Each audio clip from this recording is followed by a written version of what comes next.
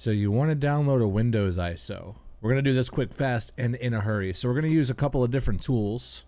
A lot of people say go to the Windows site, use their ISO downloader. It's super easy to use if you want to go that route, but if you want to have a more reliable selection of what you want, these are the two tools that I use.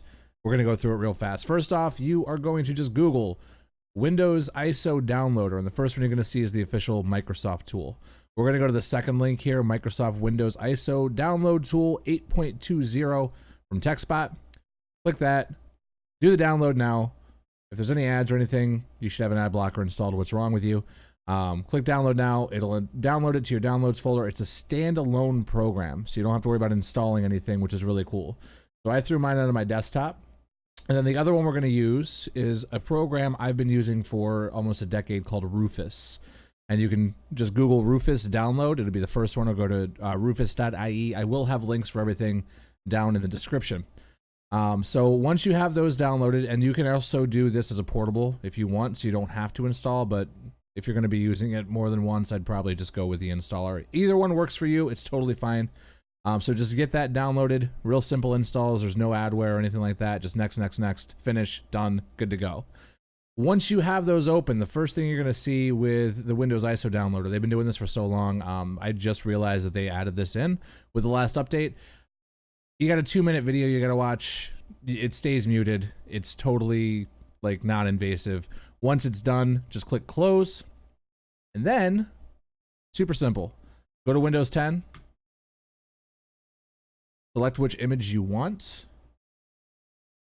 And these are grabbing these directly from the Microsoft website. This is actually the Microsoft website that's being loaded in here, but it's more of a backdoor from the MSDN, I believe. So what you're going to want to look for is the most recent version. And the main reason I have you use this instead is because sometimes hardware doesn't like the latest version of Windows. So you can always go back to the previous updates, March or November of last year, or, you know, whatever you got to do.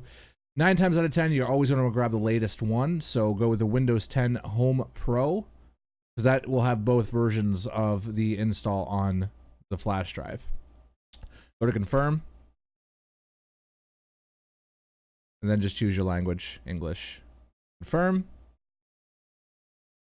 And then you always want the 64-bit download. There's zero reason you want a 32-bit version. If you're watching this video, you know me. You're probably gaming or Twitch related. Do not ever download the 32-bit version. Okay? Okay, cool.